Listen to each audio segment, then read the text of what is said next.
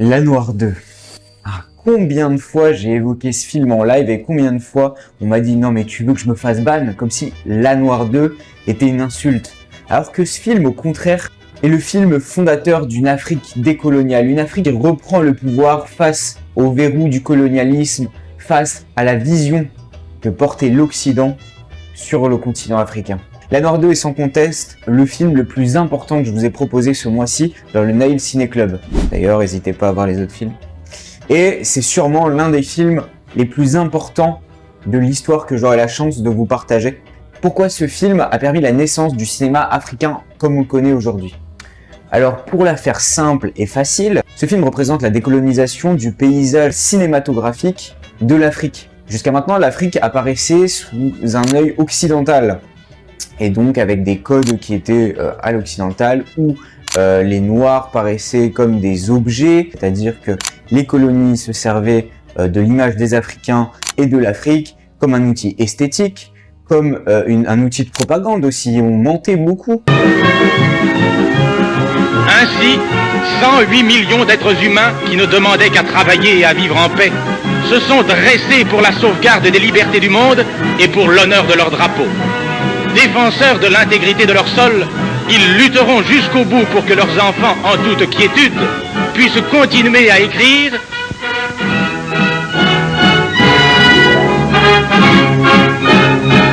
Ensuite, il y avait aussi une esthétique africaine. L'Afrique, c'était les safaris, c'était bucolique, c'était l'aventure, l'exploration. Et pour les plus gros racelards d'entre eux, c'était aussi les sauvages. L'Africain sauvage n'existait qu'à travers ce regard. Et c'est là qu'Ousmane Sembène, malgré un bon nombre d'interdictions, a fait un coup de force. Est-ce que vos films sont bien compris en Europe? Non mais mettons-nous bien ça dans la tête. Moi, l'Europe n'est pas mon centre. L'Europe est une périphérie de l'Afrique.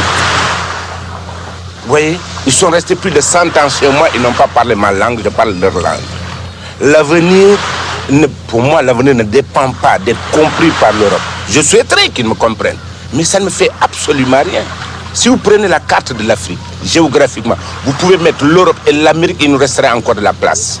Pourquoi voulez-vous que ce tropisme, vous savez, le tropisme, pourquoi voulez-vous que je sois comme le tournesol qui tourne autour du soleil? Je suis moi-même le soleil. Donc le cinéma, c'est un outil qui, quand on le maîtrise et quand on le possède, devient un outil extrême. Et donc ça, les colons l'ont très vite compris. Et c'est pour ça qu'on va avoir l'apparition d'un verrouillage de l'accès au cinéma. Alors ça se fait par différents canaux. Le plus évident dans tous les sens du terme, c'est par la voie légale. En effet, la mise en place en 1960 du décret Laval oblige quiconque voudrait filmer l'Afrique à passer par l'État colonial pour obtenir des autorisations. Autrement dit, c'est une censure directement orchestrée par l'État. Et donc, toutes les images qui montreraient une quelconque exploitation ou encore la transmission d'un message anticolonial seraient tuées dans l'œuf. Ensuite, le monopole technique. Évidemment, pour faire un film, il y avait besoin, et plus qu'aujourd'hui, à l'époque, il y avait besoin d'un certain nombre d'outils techniques qui valaient une certaine somme et qui n'étaient pas si simplement accessibles. Les caméras, les pellicules, les laboratoires de développement, tous ces éléments étaient en Europe. Ils étaient inexistants en Afrique à ce moment-là. Et donc encore une fois, pour avoir accès à tous ces outils-là, un Africain devait passer par des structures coloniales pour obtenir l'ensemble de ces outils. Mais encore une fois, la structure était chargée de vérifier le script. Et enfin, accumulé à ces interdictions, on avait bien évidemment des images de l'Afrique, mais on avait, comme je vous en ai parlé tout à l'heure, cet effet très safari. Une romantisation des explorateurs, des ethnologues, des colons finalement qui venaient explorer l'Afrique, et surtout les Africains comme des objets de curiosité, des sauvages. Et souvent, on allait même jusqu'à leur enlever la parole. Aucune voix off, aucune possibilité de parler, juste des personnes objectifiées, comme s'ils n'avaient pas leur propre parole. Maintenant, ce qui est intéressant de comprendre, c'est comment Ousmane Sembène est allé au-delà de toutes ces interdictions et comment il s'est imposé sans demander la permission à qui que ce soit, malgré tout ce qui avait été mis en place. Alors Ousmane Sembène, à la base, c'est un docker. Il travaille à Marseille, il n'est absolument pas dans le monde du cinéma. Mais il est animé par une volonté, une révolte intérieure. Il n'a pas envie d'en rester là. Alors d'abord, il a commencé à écrire des livres. Le problème avec les livres, c'est qu'ils touchent qu'une élite lettrée. élite qui ne représentait pas le cœur de sa cible. Alors que le cinéma, c'est un art qui parle. Un art qui parle à tout le monde, un art qui se veut être accessible à tout le monde. Et c'est pour ça que je chie sur l'élitisme également. Évidemment, la France, à cette époque-là, n'aurait jamais formé un Africain au métier du cinéma. Et encore moins de la réalisation qui représente vraiment la consécration pour un cinéaste. Donc, Ousmane Sembene décide de partir à Moscou, en Russie, pour étudier à l'Institut Gorky qui l'accueille. Et il est revenu avec une maîtrise technique qui lui permettait donc de diriger un film sans problème. Enfin, la technique, les connaissances sont là, sauf que le nerf de la guerre, c'est l'argent.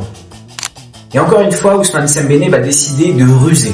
En filmant à Antibes et à Dakar, il gagne et les financements et les autorisations.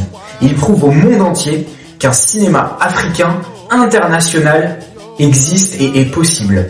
Enfin, Ousmane Sembene ne décide pas seulement de faire un film. Dans un scénario digne des tragédies grecques, qui met en lumière les mensonges du colonialisme et qui met au cœur de son propos cette femme qui les vit au premier plan. Le monde va être face au mur et va découvrir toutes les désillusions, toutes les convictions, toutes les envies, tous les rêves brisés de ces personnes qui viennent même en Europe pour servir les colons.